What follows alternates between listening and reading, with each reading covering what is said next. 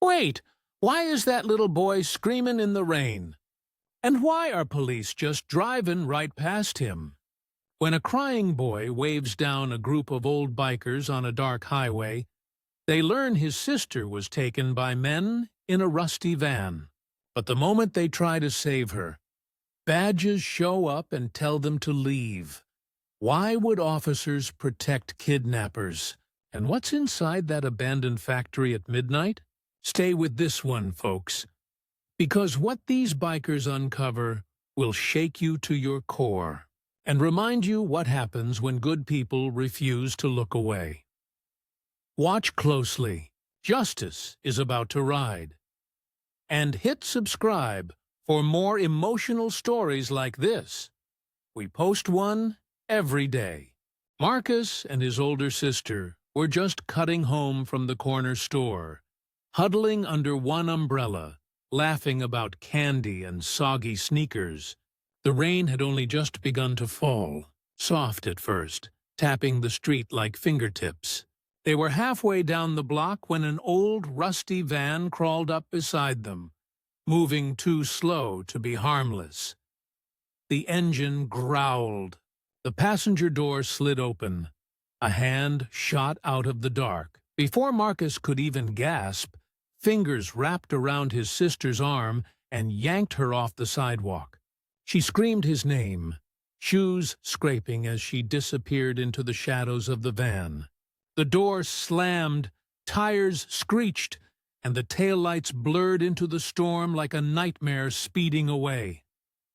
Marcus stumbled after it, heart splitting in his chest. "No! Please, don't drive away!" The shout cut through the rain like a blade. Motorcycle headlights skidded to a stop on wet asphalt. Thunder rolled, and there, soaked to the bone, stood a little black boy, no older than 8, waving both arms like he was drowning in air. Big Joe, the lead biker, killed his engine.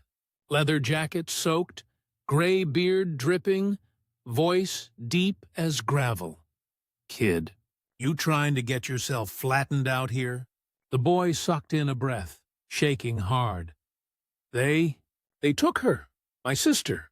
They put her in a van. Please, please don't leave me." The bikers shared looks. These men looked rough. Tattoos, patched vests, beards like wire. But their eyes softened. Slim, the medic of the group, crouched down slow. "Easy now." "Who took her, champ?" The boy's gaze darted to the empty road behind them, terrified someone might be watching. "They come at night," he whispered. "Everyone says don't talk. They say they'll take me next." A cold chill slid through every biker's spine. Big Joe leaned in. "Where are your parents?" The boy stared at the ground, silent. Rain tapped his shoulders like fingers. His voice broke. "Gone," one word. Heavy as concrete, the oldest biker, Pops, Vietnam vet, stepped forward, eyes sharp. "You been standing out here alone? In this storm?" The boy nodded fast. "I had to." "You were the first to stop. Everyone else? They just sped up."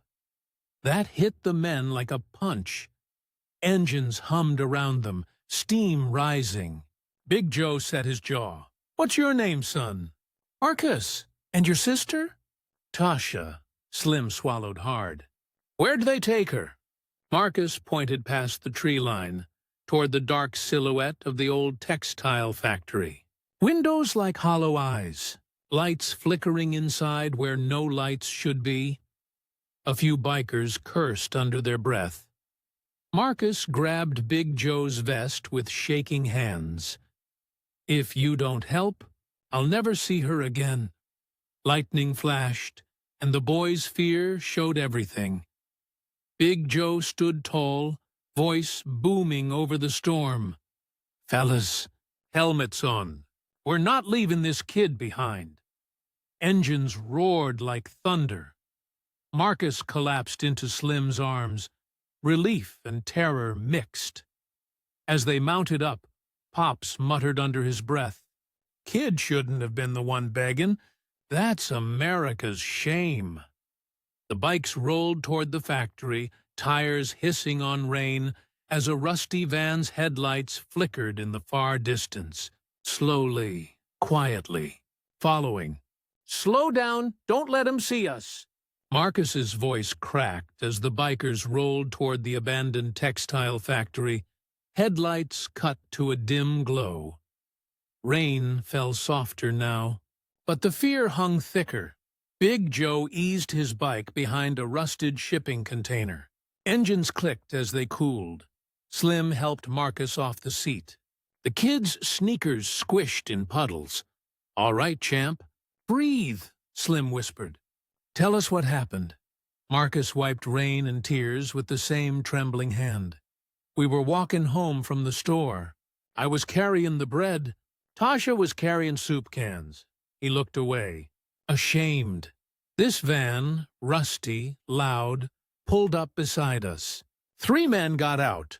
They called her by name, said they were from the foster office, said papers got messed up. Pops stiffened. "They knew her name?" Marcus nodded fast. "Tasha said she didn't know him. She tried to yell. One of them grabbed her, another pushed me into the ditch." He swallowed. "They told me if I screamed, I'd be next." Silence followed. Heavy as wet wool, Slim's jaw tightened. "You called the cops, right?" Marcus's face twisted with something worse than fear. "I ran to the station. The officer at the desk barely looked up.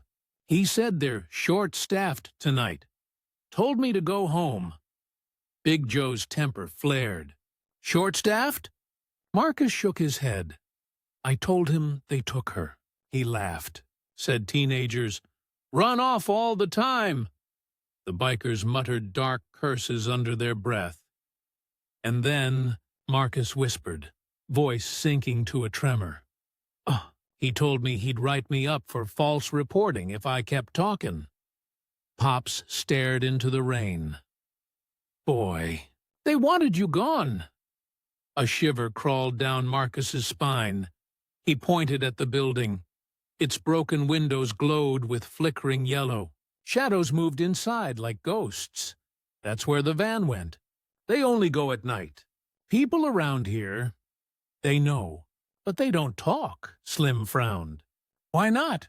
Marcus hesitated. "'Cause the men got badges sometimes." A quiet curse slipped from Big Joe's teeth. "You saying cops are in on this?"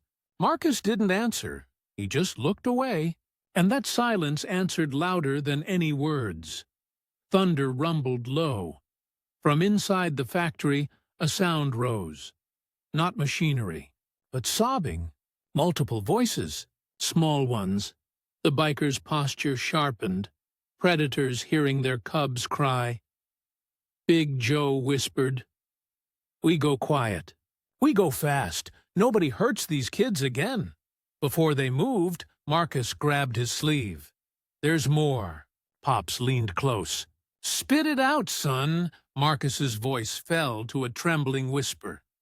"I came back here once. I saw a man with a clipboard. He had this patch on his coat. Same symbol I saw at the police station. They said if I told anybody," he swallowed hard, "they'd make it look like I ran away, and no one would ever find me." Slim's blood chilled. "That's a scare tactic foster traffickers use," he muttered. "You disappear on paper first, then in real life." Big Joe looked at his men, eyes hard, hearts burning. "We're not letting another kid vanish. Not tonight."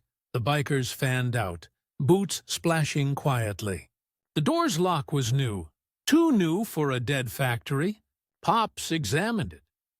Fresh. Somebody's paying for upkeep on a ghost building.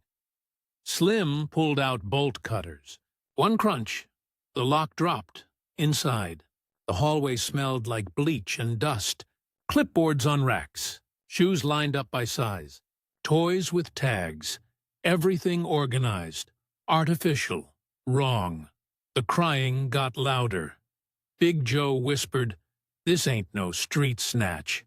It's a pipeline." Then footsteps upstairs. Heavy boots. Laughter. Marcus's eyes went wide. "That's them. The ones from the van." Big Joe signaled his men. "Helmets stay on. Cameras roll. We're taking names." Engines weren't the only things roaring tonight. Outside, tires hissed over gravel. Headlights cut across the lot. The rusty van had returned, and inside it, more children. "Quiet! Keep low!" Big Joe's voice was barely a whisper as the bikers slipped deeper into the abandoned textile plant. Rain dripped through holes in the roof, tapping metal like nervous fingers. Slim knelt by a broken window. Inside, faint yellow bulbs buzzed over folding tables, and children's silhouettes moved in slow, terrified circles. Pops squinted. "Place has been dead 20 years. Why the lights now?" Marcus clung to Slim's jacket, voice shaking. "They bring kids in late, when everybody's sleeping, so nobody asks why." Big Joe scanned the shadows. Something else caught his eye. Men in hospital scrubs pacing, clipboards flashing under cheap bulbs. "Scrubs?" Pops muttered. "Nurses don't work at midnight in a factory." Slim's jaw locked. "Human intake processing. They label the kids before shipping them." Marcus whimpered. "They make us stand in lines. Check our teeth. Measure us. Like cattle." A chill ran through every grown man's spine. Across the room, a heavy-set man with slick hair barked orders. "Make sure the paperwork matches the donor reports. We can't lose another child in transit." Another answered, "Boss'll throw a fit. We already got the sheriff breathing down our necks to move." "Quicker, Sheriff," Pops swore under his breath. "Corruptions. Running this show." Slim tugged Big Joe's arm. "We gotta call someone outside the county. Feds, news, anybody." "Big." Joe shook his head slow. "Phones'll jam near this building. See that?" He pointed up. A signal jammer perched on a rusted beam. They planned for trouble. A sudden scream echoed, high, sharp. A little girl was pulled from a line, dragged toward a side door. The crying grew louder. Other kids shrank back, trembling. Marcus trembled, whispering, "That's where they took my sister." Big Joe's face turned to stone. "That door opens. We move." Before he finished, headlights washed across broken glass. The van parked at the loading dock. Doors swung open. Two more children, wrists zip-tied, were shoved out. Their eyes were empty. Hope gone. Pops's voice cracked. "These ain't runaway kids. They're stolen." Then, something strange. An older woman in a crisp blazer walked into view. Calm. Clipboard in hand. She looked like she belonged at church fundraisers, not child abductions. "That's Miss Harrow," Marcus gasped. "She teaches Sunday school. She tells parents she helps foster kids." Slim's blood boiled. Public face. Easy trust. "Steady supply," Miss Harrow tapped her watch. "Load the last shipment. The donors are waiting. And remember, if any child speaks, blame neglectful parents. Paperwork solves everything." Big Joe's fists curled. "Paperwork ain't saving you tonight." But before they moved, the top floor lights flickered, revealing more figures. Men with radios, thick jackets. Watching the doors, security. Pops whispered low, "This ain't just kidnapping. It's traffic." Marcus looked up with wide, wet eyes. "You promised you'd help her." Big Joe nodded once. Slow. "Sure. And I keep my word." He signaled his men. "Helmets on. Cameras roll. We take every face. Engines growled from outside. More bikes arriving. Reinforcements. Brothers. The factory lights buzzed brighter, like the building itself was waking up to witness its crimes. Somewhere inside, a child whispered, "Please, don't leave us." "Lock that door, now!" Big Joe hissed the order as the bikers slipped into a small upstairs office. Pops shoved a metal filing cabinet in front of the entrance. Slim flicked on a dusty desk lamp and froze. Stacks of paper, photos of children, names typed underneath, dates, ages, status, orphaned, stamped in red ink. Marcus leaned in, voice weak. "They ain't orphans. They got parents. They took 'em." Slim swallowed hard. "These documents. Half these kids ain't even reported missing." He held up one folder. A little boy, 7 years old. Status?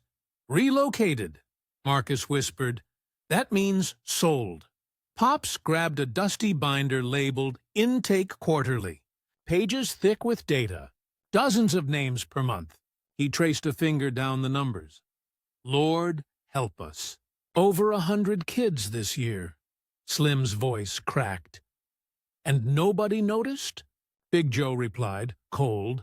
"People notice. They just ain't listening to the right folks." Pinned to the wall were maps.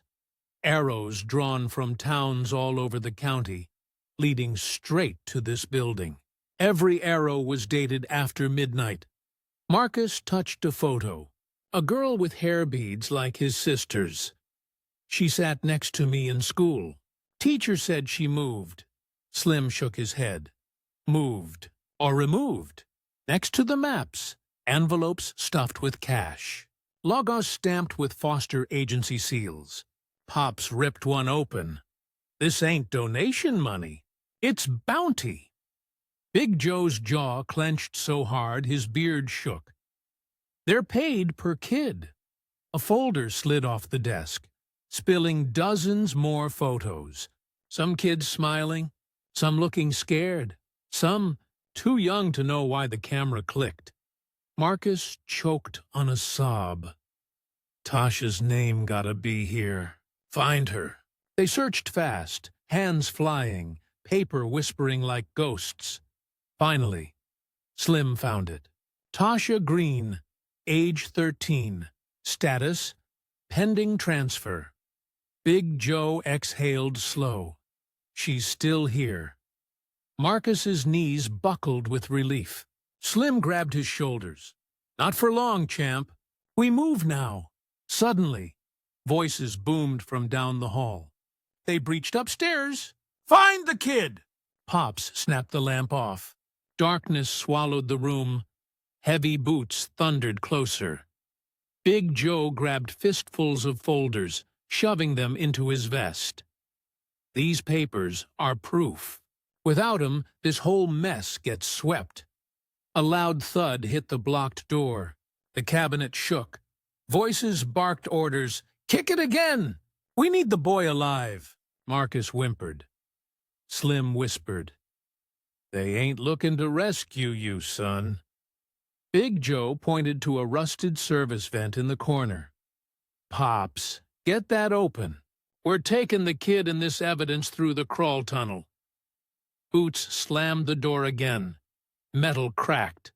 Pops yanked the vent loose. One by one, bikers slid inside, dragging folders behind them.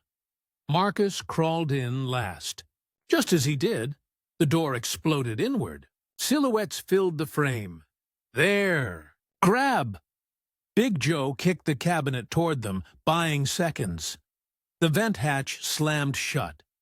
They crawled on knees and elbows through dust-choked darkness, Marcus whispering, "How many kids are there?" Slim answered in a voice that shook, "Too many, son. And every name on those papers is a cry nobody heard." Ahead, a faint sliver of moonlight glowed. Freedom. Behind them, Boots hammered the hall. The vents spat them into a narrow utility room. Musty. Cold. The smell of bleach cut the air like a knife. Slim helped Marcus to his feet. Big Joe held a finger to his lips, eyes sharp, ears open. A single bulb buzzed overhead, swinging slightly. Shadows stretched long like hands reaching. Pops tried the next door. Locked. He pulled out a small pry bar and popped it once. Twice. Click. The door groaned open, and the bikers froze. Inside sat a mountain of items. Necklaces, tiny shoes, friendship bracelets, school IDs with smiling faces, labels taped to shelves like a thrift store. Rows by age, Marcus stared, trembling. These were ours. They took our things when we first came. Slim swallowed, eyes glassy. Belongings as inventory. Big Joe stepped closer, jaw tight. Like property. Marcus drifted toward the pile, fingers shaking. He sifted through trinkets, glittering beads, discarded backpacks. Then he stopped. A silver bracelet, pink charms shaped like stars, a little T stamped in the middle. Tasha, Marcus whispered. His knees buckled, hands pressing it to his chest. He fought back sobs, but the room carried that sound like a prayer. Slim knelt beside him. "She wore that?" he asked softly. Marcus nodded, voice cracking. "She never took it off. I bought it with my allowance. Told her it'd keep her safe." Big Joe's face crumpled in a way only old warriors know. That mix of rage and heartbreak. Pops examined the shelves' labels. Intake. Transfer. Export. He shook his head, slow. "This ain't kidnapping. This is inventory management. Children as product." Footsteps echoed in the hall. The bikers ducked low behind shelves. Through a narrow gap, they watched two men roll in a cart. Boxes marked, "Pending relocation." One man chuckled. 13 tonight. "Easy money." The other shrugged. "Long as the sheriff signs the papers. Nobody questions a missing kid. Folks assume parents messed up." He tapped a clipboard. "System does the blamin' for us." Marcus clutched that bracelet tighter, whispering, "They trick families. They tell neighbors we got taken from bad homes." Slim muttered back, "Lie once, hide twice." After that, folks stop asking. The men left. Big Joe eased the door shut. "We ain't leavin' without your sister." Marcus wiped tears, steel forming behind his eyes. "They keep older kids upstairs. They say older ones bring more." Pops glared. "More what?" Marcus swallowed. "Donations." Silence. Heavy as iron. Slim stood. "All right, we're moving. Grab what we can. Evidence like this buries a network." Big Joe scooped folders, IDs, photos into his vest. "We'll bring these home. Make parents believe again." As they headed toward the stairwell, Marcus tugged Big Joe's sleeve. "What if she's already gone?" Big Joe crouched, voice deep and sure. "Son, nobody's gone till we stop looking.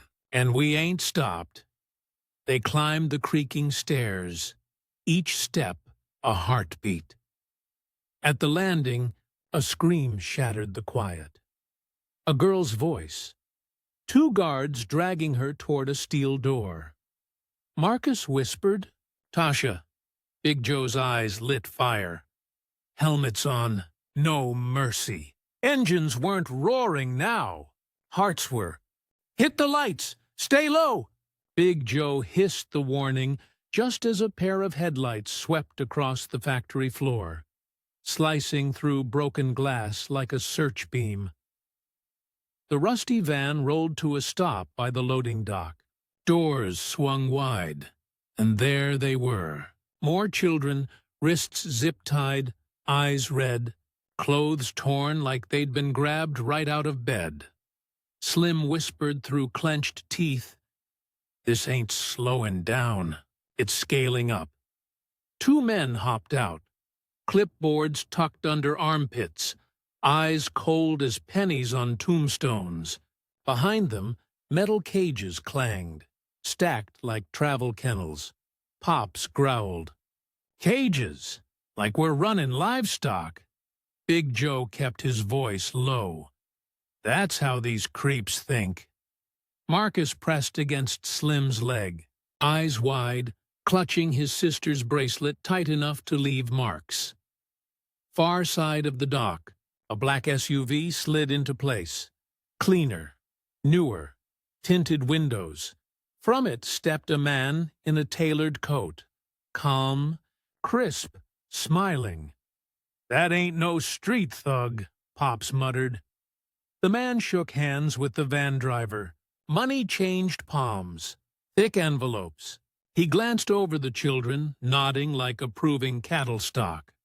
"We'll have the donors wired by sunrise," he said. "Remember, younger sells faster. Keep intake flowing." He tapped his clipboard. "Again? And the sheriff wants this exit route cleared before the town starts." Whispering, "Sheriff." Again. Slim's stomach turned. "Sheriff's making sure nobody looks too close." Marcus whispered, "He goes to church with Miss Harrow. Mama trusted him." Big Joe clenched his jaw. "Trust ain't free. Should never be blind." More workers swarmed the dock, scanning barcodes on the kids' wristbands. Each beep echoed like a nightmare. Pops squinted. "That's shipment inventory. Somebody's funding a whole pipeline." Behind them, a forklift rumbled, lifting cages onto a rolling dolly toward a steel ramp that led down into a basement tunnel. Slim frowned. "Basement? Where's it go?" Marcus answered, voice trembling. "There's a tunnel under the hill. Nobody sees the trucks leave. You just wake up. Kid's gone." Big Joe's face hardened. "They ain't leaving tonight." One guard tapped his radio. "Clear to move the older product first. Buyers pay triple." Product. Marcus gasped. "They're talking about Tasha." Down below, muffled screams rose. Pops clicked his helmet cam on. "World's gonna see this." Big Joe pulled his glove tight. "We ain't waiting for backup that ain't coming." They crept along a catwalk, hugging shadows, boots silent on cold steel. Below, children huddled in cages, tiny hands gripping bars like hope. Marcus whispered through tears, "They tell us nobody's looking. Nobody cares." Big Joe knelt, staring into his eyes. "Listen here, son. We care. And tonight, that makes you dangerous." Engines roared outside. More bikes. Reinforcements. Brothers in black leather rolling in like thunder. Guards spun, startled. "What's that noise?" Too late. The factory walls shook as the bikers stormed the yard. Chains, helmets, flashlights blazing. The man in the coat stepped back, horrified. This wasn't supposed to go public. Pops shouted, "Too late, partner." Chaos erupted. Guards scattered. Clipboards flew. Someone grabbed the cash bags and bolted. The cages rattled with tiny fists. "Help! Please!" Big Joe pointed at the ramp. "Get those kids out!" Marcus clutched the bracelet. "Where's Tasha?" Slim looked toward the steel door leading deeper underground. "Older kids go down." Big Joe nodded once. "Then we're going down." He kicked the door so hard it screamed. Behind it, stairs swallowed by darkness, and the echoes of crying deeper still. "Freeze! Don't move!" The stairwell shook from the blast of a bullhorn. Red-blue lights flickered through the cracked windows, washing the factory walls in panic colors. Sirens wailed outside, louder, closer, multiplying like angry bees. Slim spun. Finally, somebody called the cops. Pops didn't smile. His face went gray. Boy, listen to the tone. That ain't a rescue voice. Outside, cruiser doors slammed. Boots stomped on wet pavement. Officers formed a line at the entrance. Guns drawn, badges flashing. But instead of rushing to the cages of crying children, one officer barked, "You! Bikers! Off this property now! You're trespassing!" Big Joe stepped forward, fists raised. "Kids are being trafficked in here. Get those cages open." The sheriff himself pushed through the line. Neat uniform, clean smile, always shaking hands at county fairs. "Stand down," he ordered. "No children are missing. All we see are vigilantes causing trouble. Step away, or you'll be arrested." Marcus clung to Slim, horrified. "He's the one who told me to go home," Slim whispered. "Badges ain't holiness, kid. Some folks hide behind metal when their soul's rotten." Behind the sheriff, the man in the tailored coat smirked. Paperwork in hand. "Sheriff, I've got the transfer authorizations right here." Clipboards, signatures, stamps. Pops spat. "Paper don't make crime legal." The sheriff only shrugged. "Funny thing about paperwork. It's all the judge sees." Children sobbed louder. Tiny fists rattled cage bars. One yelled, "Help us! Please!" An officer shouted back, "Quiet, or we'll separate you." Marcus's face twisted in rage. "They lie! They tell folks our parents lost us, but they take us." Big Joe pointed at the tunnel. "There's more down below. Older kids? We got the evidence in these folders." The sheriff's smile thinned. "Those documents are confidential state property. Hand them over." Slim laughed once. Dark. "Property? You talking about kids like their toolboxes?" The sheriff raised his voice. "Final warning. Drop your cameras. Drop your files. Leave this building." Big Joe stepped nose to nose with him. "Or what?" The sheriff leaned in, voice low, venom thick. "Or these kids disappear permanently, and nobody ever hears their names again." Silence. The biker's knuckles went white. Outside, more cruisers boxed the yard. Officers fanned out, forming a shield around the cages, not the children, protecting possession. Marcus trembled. "Why are you helping them?" The sheriff didn't even blink. "County budget doesn't pay itself, boy. Grants come from donors who like their investments." "Tidy investment," Pops whispered. "That's how deep this goes." Suddenly, motorcycle engines thundered again. The reinforcements had reached the yard, black leather storming the gate. One biker held up a live body cam streaming to social media. "Smile, Sheriff," he growled. "Whole world's watching now." Officers flinched. Radios crackled like panic. The sheriff hissed, "Cut those streams. Shut this down." Too late. America was watching, and the truth was louder than sirens. "Get that door open, now!" Big Joe's boots thundered up the final flight of stairs. Pops jammed a crowbar under the old brass handle. One hard yank. Snap! The door flew inward, and the bikers froze. Rows of filing cabinets lined the walls. A table sagged under fat envelopes, each bulging with cash. Stamps from the Foster office sat beside them, the same symbol Marcus saw on the intake clipboards. Slim whistled low. "This is the nerve center." Marcus stepped inside, eyes huge. A corkboard hung near the window, pictures connected by red string. Names, ages, transfer dates. Some crossed out. Pops's voice turned gravel deep. Crossed out means processed. Big Joe opened the nearest folder. A ledger. Rows of transactions. Cash donations routed through a local charity. Each deposit followed by a child's initials. Slim stopped reading mid-line. These numbers ain't adoption fees. They're bids. Then they saw it. A gold-framed photo on the desk. The police chief, smiling beside a banner reading, Harrow Family Children's Foundation. Charity banquet, Marcus gasped. That's Miss Harrow. She runs the Sunday school. She told parents she was saving kids. Big Joe slammed the picture face down. She was selecting them. Pops rifled deeper. Look at this. Donor list.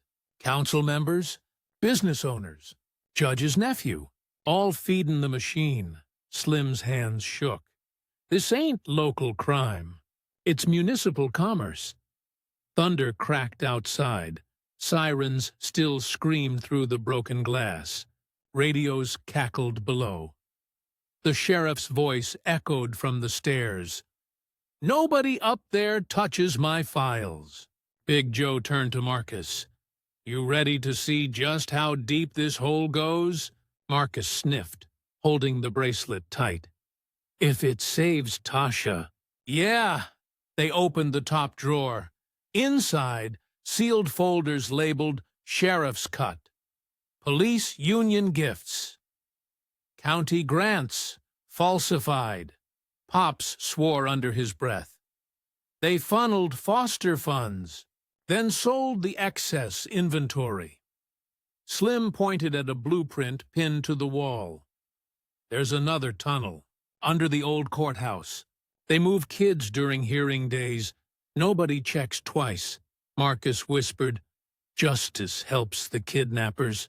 Big Joe crouched beside him. Son, justice ain't the building. It's the people brave enough to fight in front of it. Footsteps pounded up the stairs, heavy, angry. Sheriff's voice grew closer. You think live streams stop me? They'll call you radicals, drunks, trouble seekers. Big Joe smiled dark. Maybe. But radicals saved this country more than once. Slim hit send on his phone, uploading files, photos, donor lists. Evidence is going viral, Sheriff. Country's staying up tonight. The sheriff burst through, gun shaking. Stop! I can bury every one of you. Big Joe didn't blink. You already buried enough kids. Behind the sheriff, officers hesitated. Radios buzzed with flood alerts. Chief's charity trending online. Governor's office calling. Parents gathering outside station. Fear flickered in the sheriff's eyes. Sirens outside changed tone. Federal sirens. Black SUVs pulled into the lot. Marcus squeezed Big Joe's arm. We won. Big Joe looked down the stairs. Agents pouring in, handcuffs gleaming. Not one, son. But we stopped the bleeding. He held up the folders. And we turned the lights on. At the bottom of the stairs, a girl's voice called out. Marcus! He spun, crying, and ran. Tasha! They collided, hugging like two halves stitched back. The sheriff was dragged past, yelling, You'll never shut it down. There's more. Other counties, other cities. Big Joe leaned close, voice low and lethal. Then we ride. Marcus slipped his sister's bracelet into her hand. You dropped this. Tasha smiled weak. No, I knew you'd bring it back. Outside, dawn washed the sky purple. Tires hummed. The bikers mounted up. Justice wasn't perfect tonight, but it woke up. The courthouse packed out faster than Sunday service. Folks who hadn't left their porch in years shuffled into wooden benches, whispering like wind through cornfields. Reporters elbowed for angles. Microphones bristled. Cameras flashed like judgment lightning. And, at the defense table, The sheriff sat in cuffs, suit wrinkled, lips tight, eyes hollow. His lawyer whispered panic. "Take a plea. You're done." But the sheriff just glared at the side door. He was waiting for someone bigger.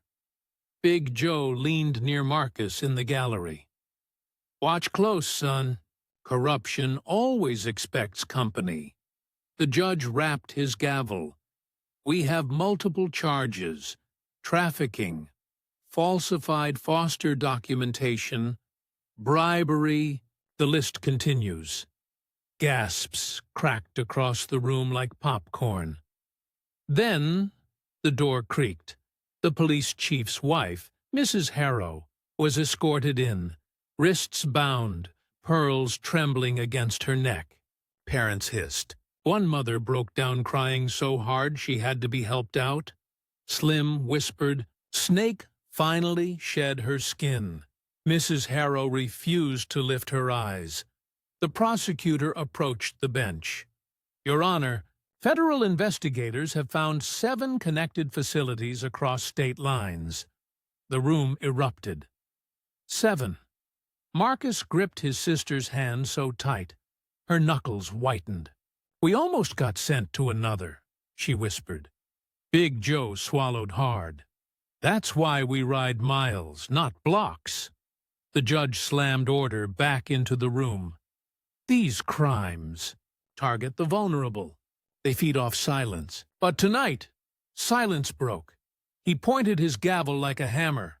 "And so will you," the sheriff snapped. "You think this stops anything? There's money in it.